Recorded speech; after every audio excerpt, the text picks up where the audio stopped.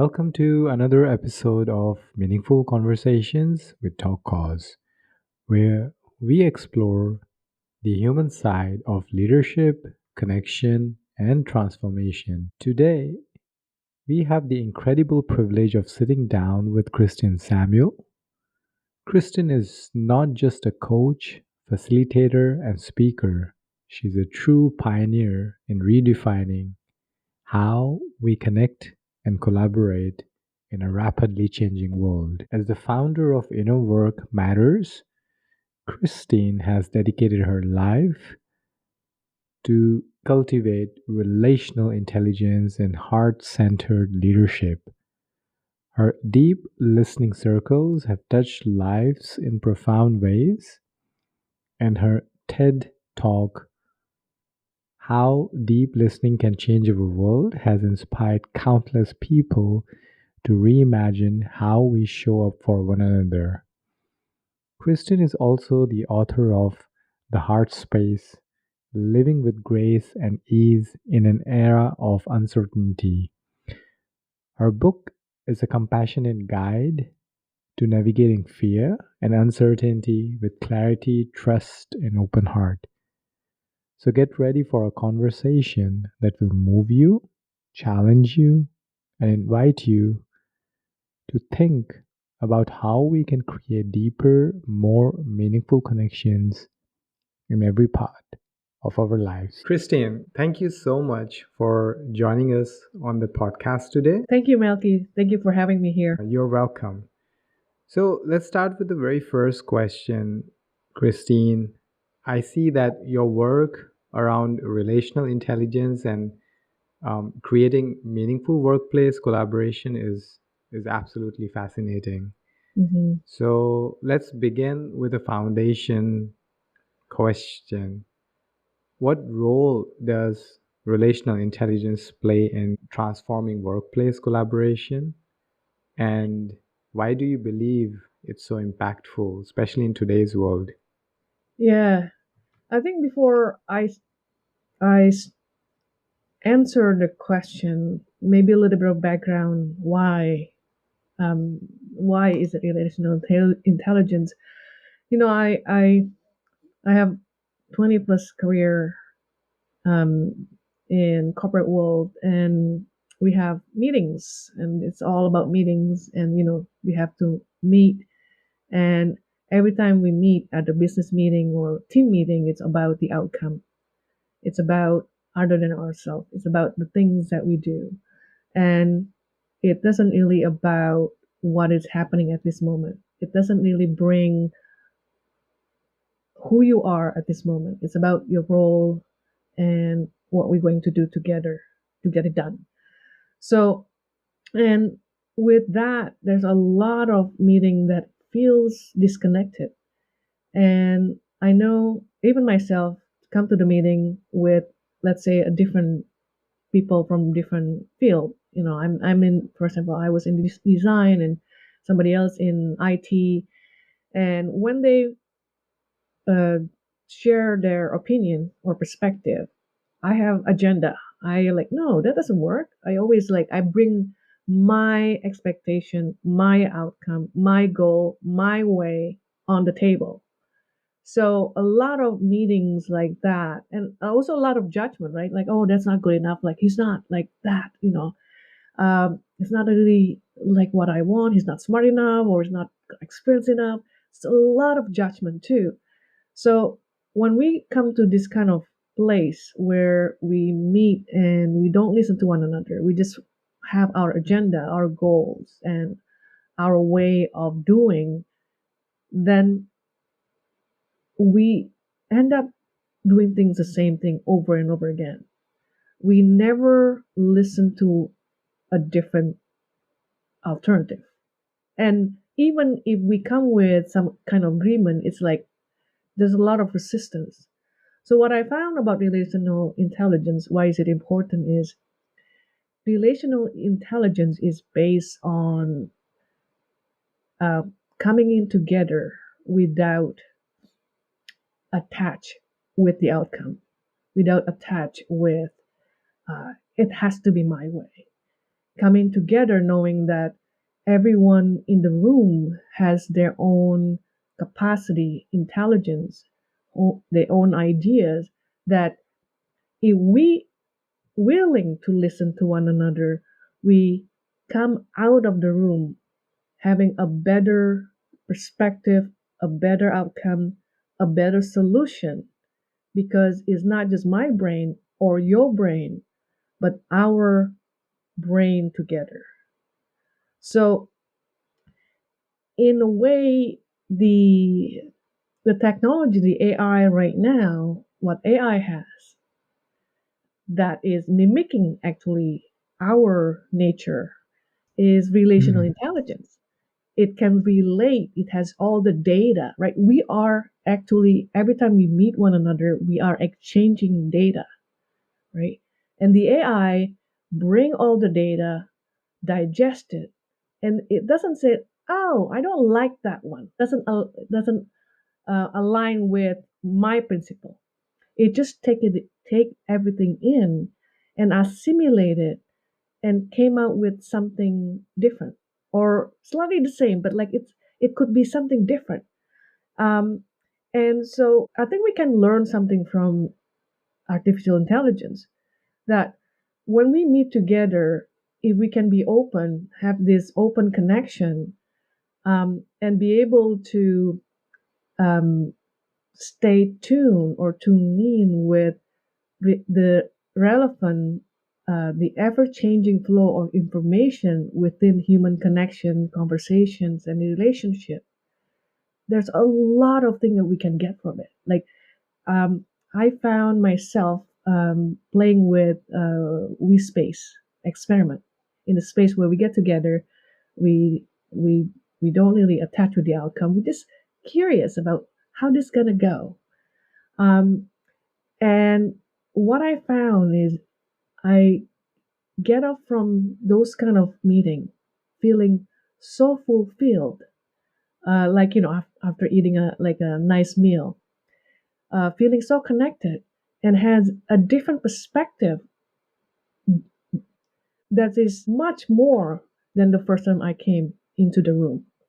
So being together in a relational way, um, create this coherency and resonance. And at the end of it, I always felt like we are creating this holographic understanding of whatever we come in, whatever shared goal or interests or curiosities or things that we want to do together. It's like when I speak, you see, I kind of see things from my view, right? And then when you speak and I hear you, and suddenly my understanding expanded because it's like a holographic understanding as we sculpt it together in a conversation. So, and that is an antidote of workplace now, because workplace now is so not connected. We cannot bring the our whole self into work. But when there's relational intelligence, we can bring that connection. We can bring our humanities, because I think if technology now connect us even more, like I never would ever meet you, Melky, if it's not because of internet, right? Because now there's no social media and things like that, but it's also disconnect us. So I'm hoping, and I can see this, that if we can be open, like the open network that we have right now in the information space, we can be smarter together. Because before it's like, I imagine like in the 90s or early 2000, where modem are very limited, the internet connection are very limited. There is no cloud, so you have to store everything on your hard disk, right? It's like us right now, like we are closed in our skull. We don't connect with network. We cannot upgrade if we're not connected. So the only way to upgrade our humanity, the only way to upgrade the way, the solution that is different than what we have now, is by being receptive, being open, and stay in tune with the flow of information that is happening, emerging at the moment.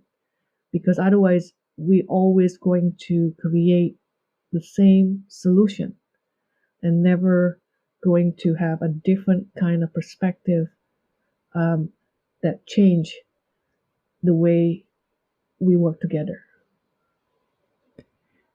Wow, Christine, that's a very interesting perspective. I would like to um, repeat what you said about that we need to learn something from artificial intelligence. And that's a very fresh perspective because we are kind of giving input, and that's how artificial intelligence is getting trained. Mhm. But it's trained through what you said. I call it collective consciousness. And that's what we need as human beings. And what artificial intelligence is doing right now is collecting all the data and giving it back to us. And it's collecting data from us. If you ever, put on ChatGPT or any artificial intelligence that you are wrong or are you sure? The artificial intelligence would agree that, okay, yes, I was wrong. Maybe this is the right answer. And this is quite unlike humans because we try to prove our points even when we are wrong. At this point of time, relational intelligence or collective consciousness is much needed in today's world, especially in the corporate world where the agenda is about productivity. I know productivity is important when we need to shift a little bit toward the agenda of humanity rather than productivity.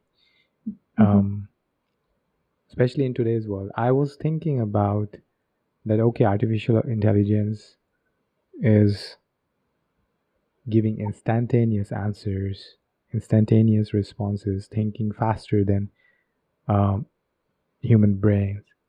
So, what's man? What's human being in this context? And I was thinking that how we are different to artificial intelligence. And what came out to me is the conversations and connections that the collective human conscious can bring is beyond artificial intelligence. And that's very much needed in today's world. I love what you're saying. There's a couple of things that from what you said. First of all, you know what artificial intelligence does? They listen, right? We give prompt, they listen. And it gets better because it listened to our prompt. And our prompt make it smarter because we keep making it more precise. But to give prompt, we need to listen to the AI too. Like what is the output? Okay, I like it. It's not there yet. Then we need to communicate what we want so the AI can bring the result that we want. Right? That's basically what we're doing. And at the end of the day, the AI gets smarter because we give more precise response. Um, it Mm. challenged the AI, and at the same time, the AI also allow us to learn how to connect with the AI, how to communicate in a way that uh, bring the result that we want, right? So there is listening there, but I want to invite us, me, like I'm still working on it, like the listener to can we do that too with others? Like listen, because when we listen, we recalibrate one another. We get what we want come out better because then I listen, then I adjust, and you listen, you adjust. So that's what's missing in today's world in a corporate environment where we are so focused on the outcome that we don't have way of sensing what is happening at the moment.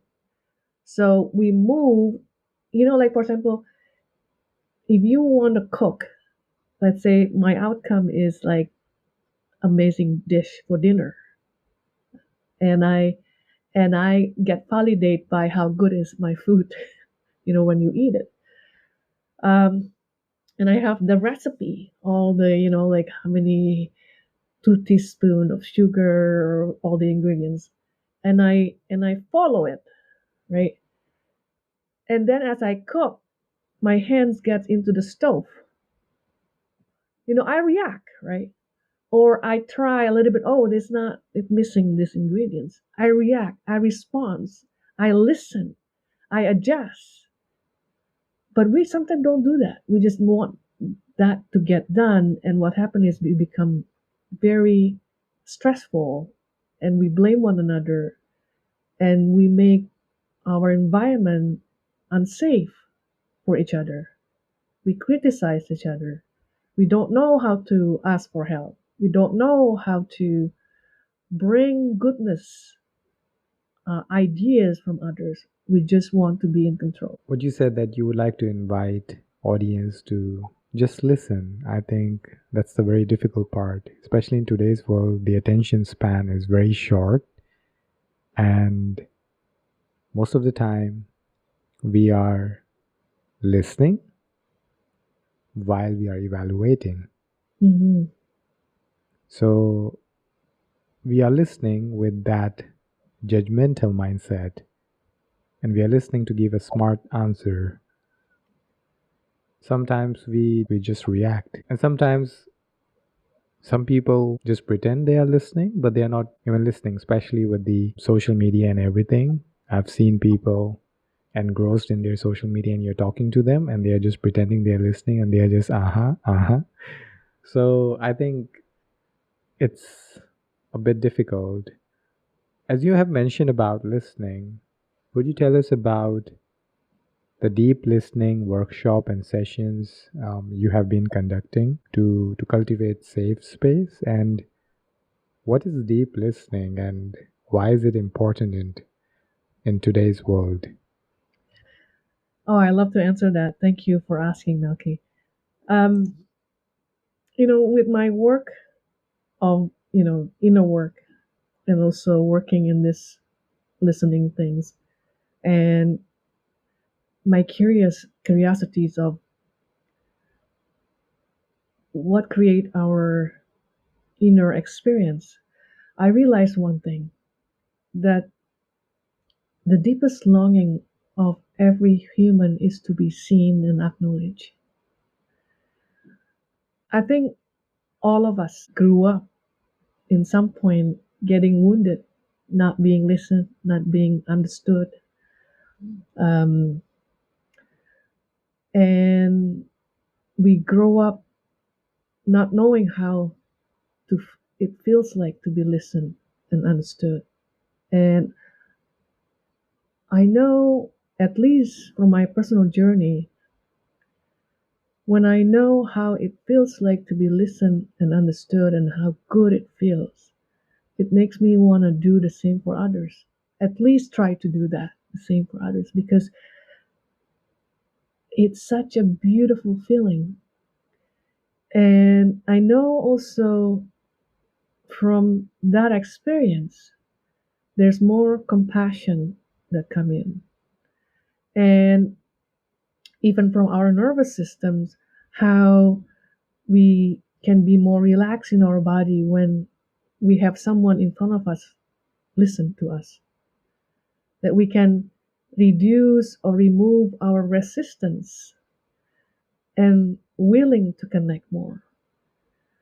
So based on this magical things that I experience, as if we really listen to one another, I thought I want to create that space. Um, so there are so many other people. It's not just my, deep listening practice circle. That there's so many other processes that other people do in this field about listening, about connecting, But what I want to create is I want to allow people to just focus on listening, just focus on hearing. Then I create this deep listening practice circle. It's basically for everyone new. Are you, if you are experiencing listening or not experiencing listening, you come to this space that you will be open to listen. Because uh, what I'm creating is not just you listen to others, but you also being listened by others. And I think this give and take that is so open, that is, we are here dedicated, dedicated to listen. You've been into one of my sessions, so the idea is there is someone who share, um, who kind of we give you time to talk for a certain time, and it start with a question, and the question is not always, it's not like right or wrong. It's not about, oh, according to so and so, mindfulness is means this thing or that thing, right? Because what the reason why I ask reflective questions is because we are so good at creating our opinion. Let's talk about the war in Middle East. Then you have opinion, I have opinion. We get mad, and we blame this and we blame that. It's so easy to talk because it's disconnected with who we are. It's we other someone else, right? And and I know I've been in the social situation where, like, like, let's say a party. Hey, what's your name? What do you do? Oh, or where did you buy that? It's so cute. You buy this dress, right? It's the outside, but I want to create something where you can be you. You can be open. You can, and also give you time to really think and reflect about what is inside you, because we sometimes don't give ourselves chance to do that, and I want to give that chance for people and to be witnessed by others, as we are so open, so um, honest about what's happening inside us, and that witnessing, that presence. Let's say we're in a room together and you listen to me, you are giving me gifts that are so precious, which is your present, present time and present gift. It's a gift. Um, and I like to also allow people to experience what it feels like to respond without giving advice, because we have ways of giving advice. We're so good at it. um, I like to give an experience of what are other ways to respond when you hear someone after you listening to them. What are the ways that is so easy, actually? Like, you can repeat what they said, you can reflect back what they said. Um, and in my experience in that space, and also as a coach, as you probably experience this too, there's a wisdom in your coaching client, the wisdom the other person, even though they just like, oh, my life is miserable, I don't know this, there's always wisdom. So if we can see the other person with knowing, even though they experience the worst scenario or the problem, and I can trust their inner genius, I can trust who they are, their wisdom inside, I don't have to try too hard. It's actually easy to do that. Like, yeah, I trust you can handle this. So Right. I just repeat what you say. I don't have to fix you. I don't have to make you feel better. I just be honest with myself to say something. So that's one of the element, and the other one is also silence. How silence is so powerful in conversation, because we like to fill out space, and I want to give people experience what silence feels like, so that in the workplace or in our daily life, we become more comfortable with silence. By the way, thank you for conducting those deep listening circles. I have attended one of your sessions. And that was really insightful. I really liked how we were able to create safe space and being vulnerable at the same time, even though we were a bunch of strangers. Hmm. So, what amazed me was that in the end, even though we are strangers, in the end, we all are humans. And those reflective questions, I do agree with you that maybe I ask you some question about this world. You will have A or B or C opinion about that. And perhaps we might end up having some debate Hmm. or a big conversation on that. But if I ask you a question that is self reflective, I will get to learn something about you, know something about you, and perhaps learn through your experience. And it goes both ways. So I always um, think and believe that collective consciousness is not looking outside, is looking within and trying to connect with yourself, Mm. trying to connect with your consciousness first, and you'll be able to connect with others easily. So, just a simple thing, we just need to listen without evaluating. Um, you mentioned that you are also a coach. So, could you share insights into helping individuals overcome imposter syndrome? I think this is very common. I do feel like an imposter sometimes.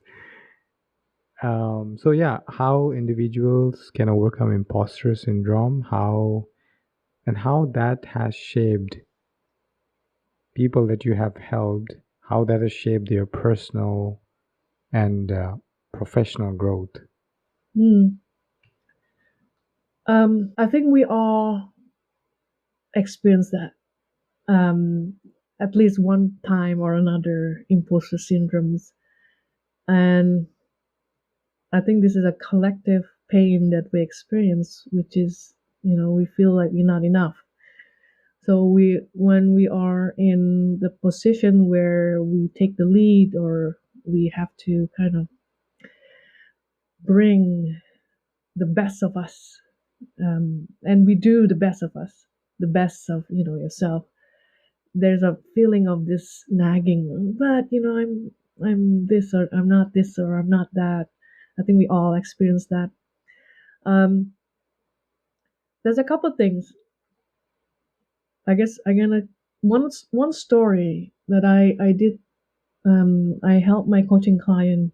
She's amazing, amazing woman, talented, very caring, intelligent. But of course, like there's this imposter syndrome in her.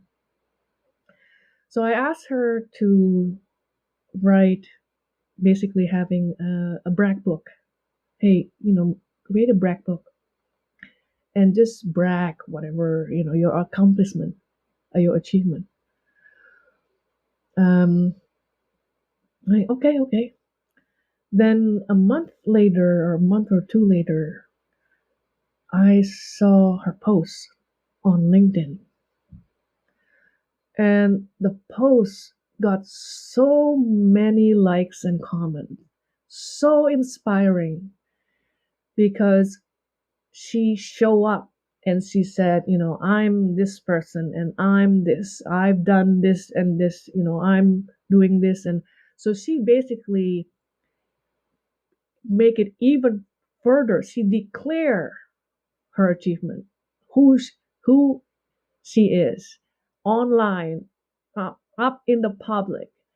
And what I found very interesting is, instead of people like, ooh, because sometimes we don't feel like doing that, people who are like inspired by what she does. Um, so there's a couple things to overcome imposter syndrome. One is like what she does with the brag book, meaning that you need to remember all your achievement. Because sometimes we don't remember that. So we think, oh, I'm nothing and I have to do this now. Remember what you've done in the past and write it down so that you know you serving this. You are here because you have a lot of achievement coming in this, right? That's one thing about um, appreciating and honoring how far you gone, how much you done before that leads you to this place now, right? One thing. Secondly, and this is the second part is more about my experience. English is my second language, and um, and I'm putting myself out there, writing books, being in podcasts. I I was introvert, felt always insecure. I felt I didn't have thing to say, nothing interesting to say. Um, I was usually the quiet one in the room in the meeting because like I don't think my opinion matters. Um, then everything changed because a couple things I've done in the work, and when you come with a purpose, when you know why you're here in the world, why you're born, like what is it for, why is your purpose in the world, and that purpose is bigger than yourself. It's bigger than your experience or anything about you. You just it just like I don't have to worry about about me anymore because there's something bigger than me that I want to bring. And I think that is bypassing, that's transcending imposter syndrome. Then the other thing is through through working on listening, deep listening, relational intelligence, relational work, I realized that each of us has their own way of seeing. Let's say, okay, you are a coach, you have a lot of experience. Yeah, that's fine, right? Like that's a skill, that's an experience. But behind those, there's Melky who has a very distinct, unique perspective about seeing things, and I have a different way of seeing things. And when I'm in a room together and it's coming from you, and because it's the way you seeing things that so not the way I see things, I get so much clarity from the way you see because and from the way you say or the way you express, now I get better understanding about what we seeing together. So then I realize I don't have to be Tony Robbins. I don't have to be amazing speakers. I just need to be me Hmm. because there is value of being myself as I speak. Even though you know already what is important syndrome, there's like so many different articles or tips online.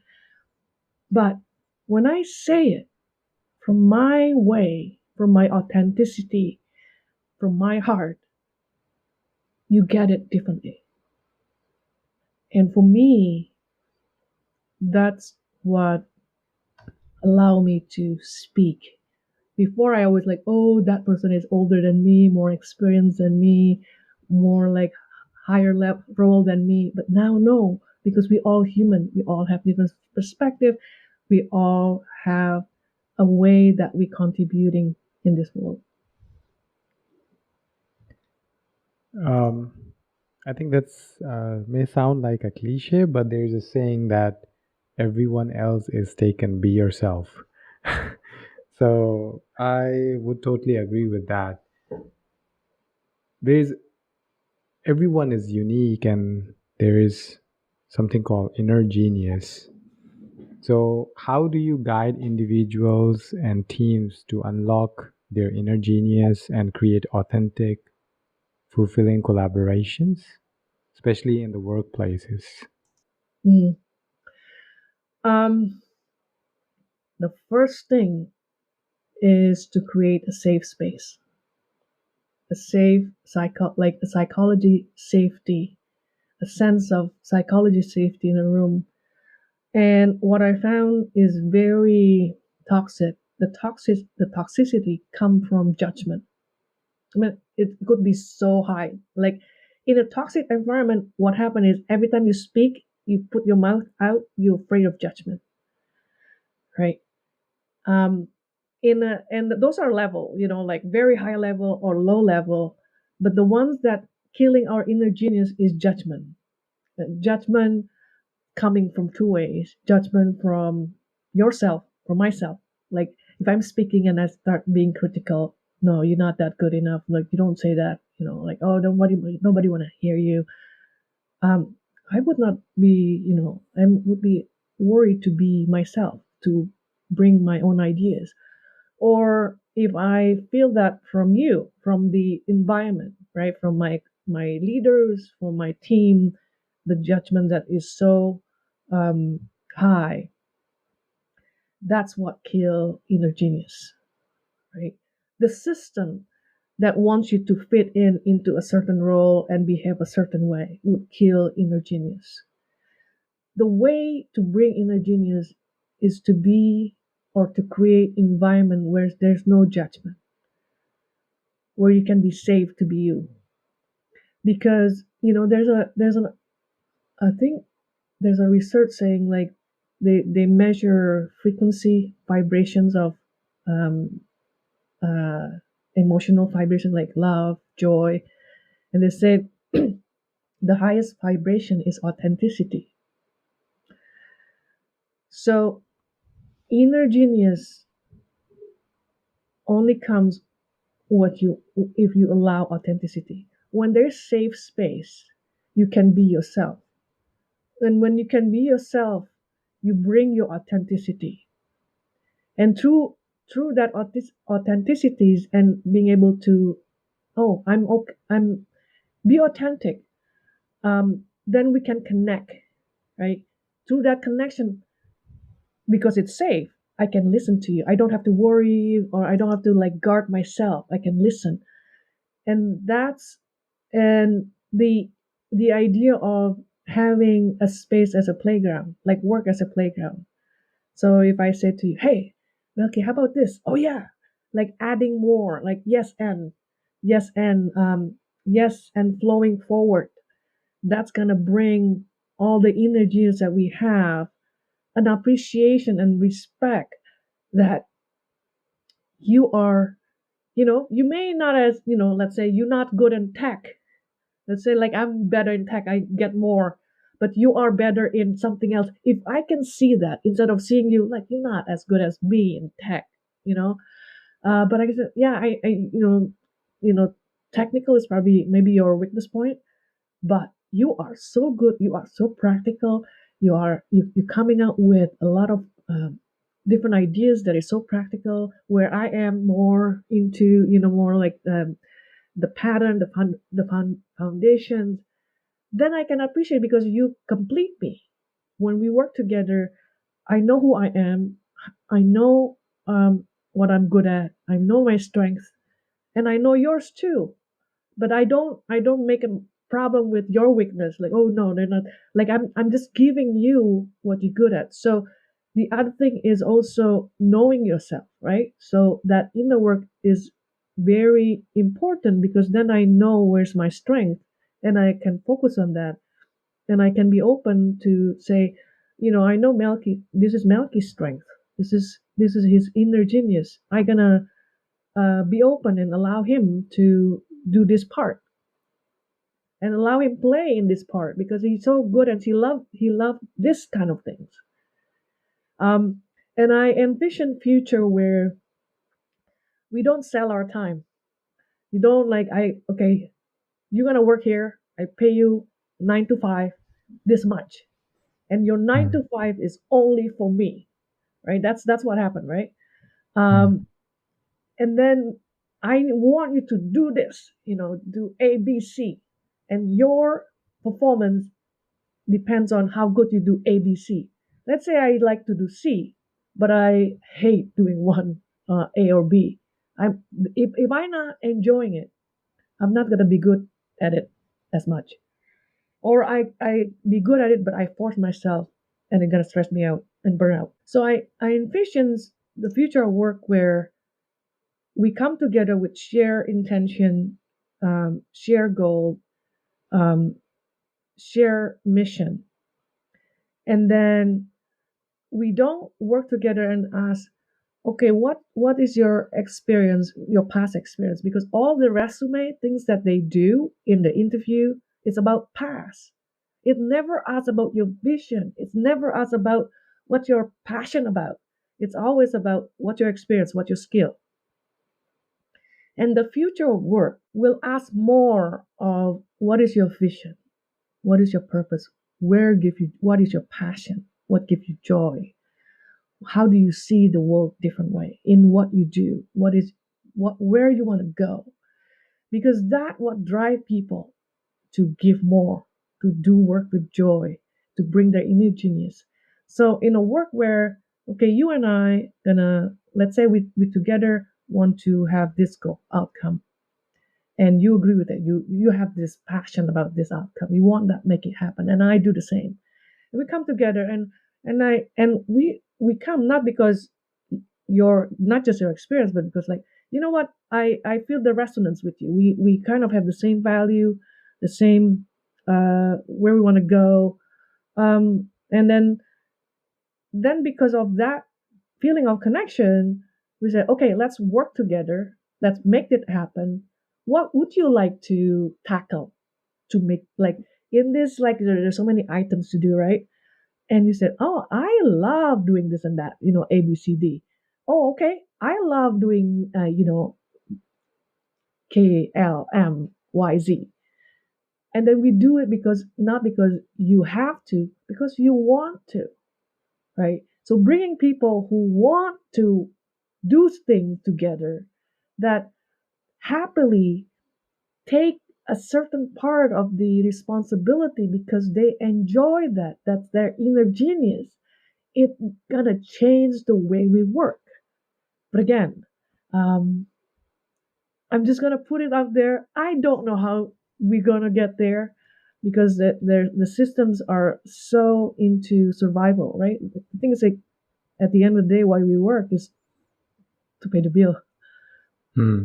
So without having that need to have enough in what we eat, where we stay, um, people going always be in the system that create that.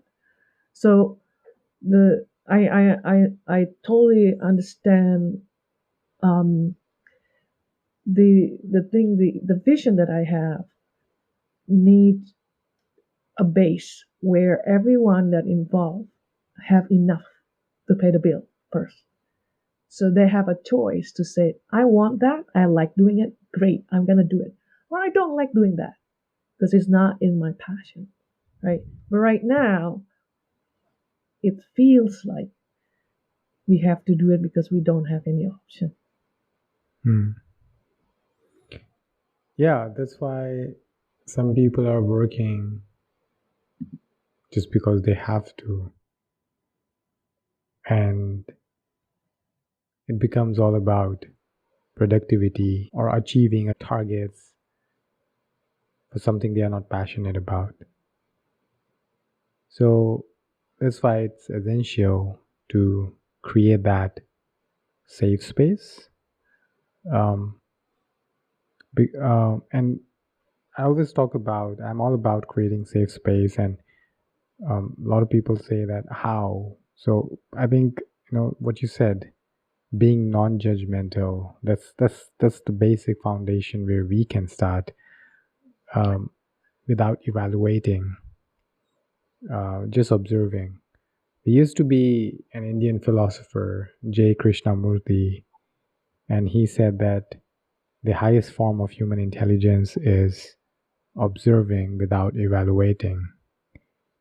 And I think we still have a long way to reach there, where we will be just observing without evaluating in our relationships, in our workplaces. Okay, Christine, can you share a story of transformation, perhaps professional or personal, that has stayed with you and reflects the power of relational intelligence? This is good questions. Make me think. I have to go back to my memory bank. Like go back to my memory bank. um,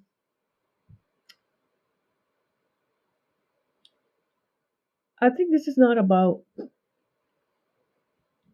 work, but about how I learn, how we can learn from one another. Um, so I was in a group where we meet to be present to one another. And for some reason, I don't remember, but this is online. And we go so deep and vulnerable, and one person suddenly start screaming, crying. I was like, what the heck? I was not used to seeing someone so expressive that way, or just like it's scary. Like I have no idea what I need to do, right? Um, and I have a way of like I grew up don't like conflict. I would withdrawn. If there's conflict, I would avoid it. I would withdrawn. So it's like ooh, I was confused. Like what did like how do we need to solve this?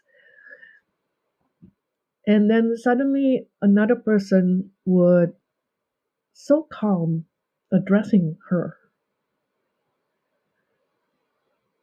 And then the person who cries suddenly like he gets she gets regulated. She become calmer. And that moment teach me because I saw a different kind of response that is I couldn't come out with myself. I couldn't learn it myself. I have a habit way of respond. So that's why I found the power of being in space with one another because I can learn how to respond or react. That is, I don't have that library of knowledge or of tool.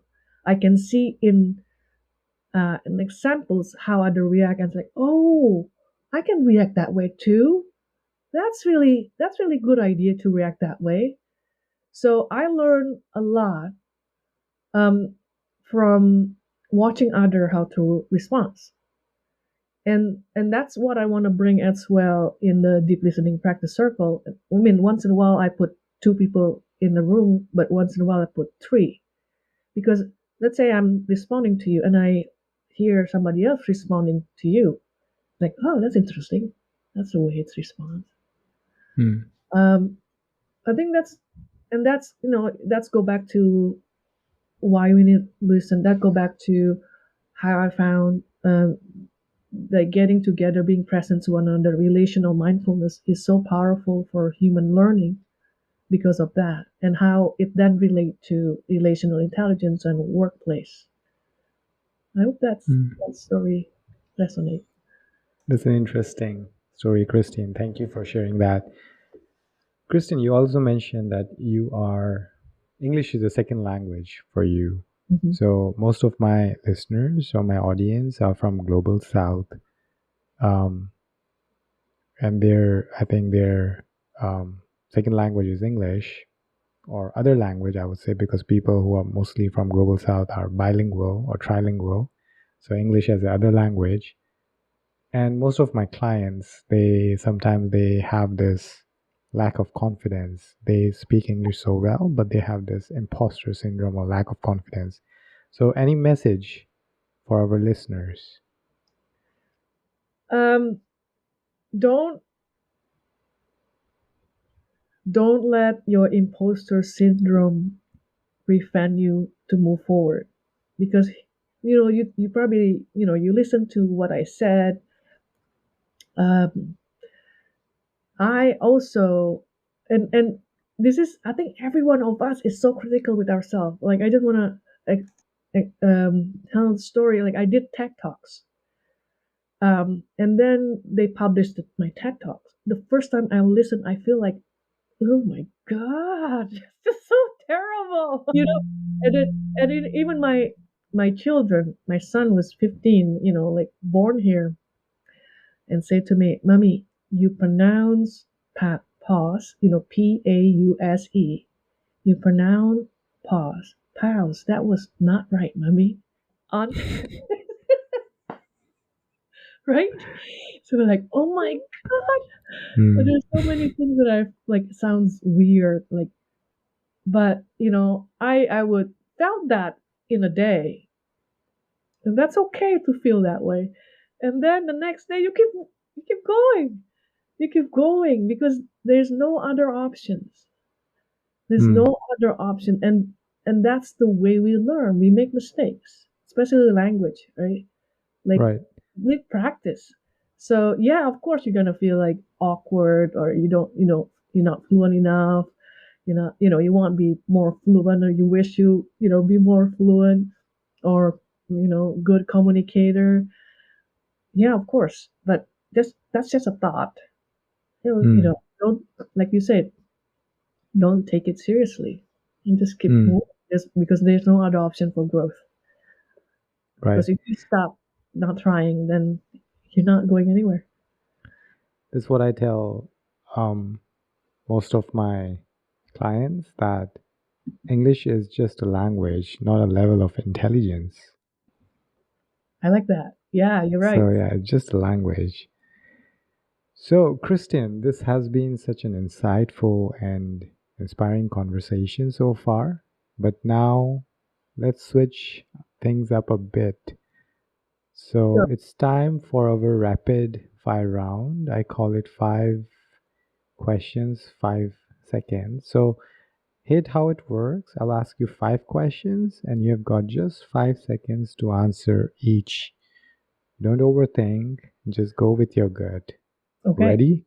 Ready. I'm ready. Let's dive in. So, what's one word that defines a great team? Appreciation. Cool. Number 2, tea, coffee, or neither for you during a brainstorming session. Coffee, definitely. What's the most underrated soft skill in the workplace? Listening. Hmm. What's a what's a book or quote that inspires your leadership style?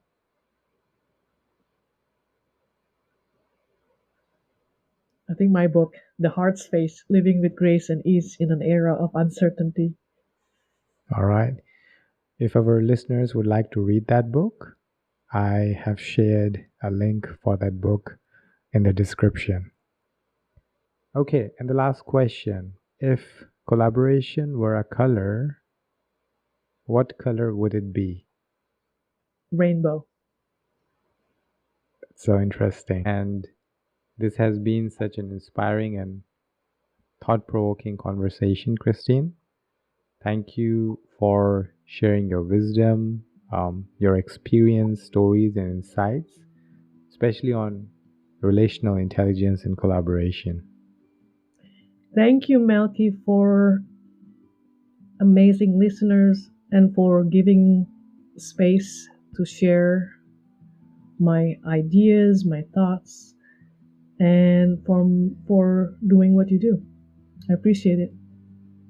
Thank you, Christine. For everyone listening, I encourage you to reflect on the key takeaways from today's episode: the importance of authentic relationships, the value of trust, and how mindful awareness and self awareness, along with relational intelligence, can transform not just our workplaces, but also our lives. If you would like to learn more about Christine's work, connect with her, or explore her insights, I have shared a link. You can find her in those links. And before we go, here's something to think about. What small step can you take this week to make someone feel seen, heard, and valued in your workplace or community? Thank you for tuning into Meaningful Conversations with TalkCoz. Don't forget to subscribe and join us every Sunday for another enriching conversation. Until next time, remember that true collaboration begins with acknowledging our shared humanity.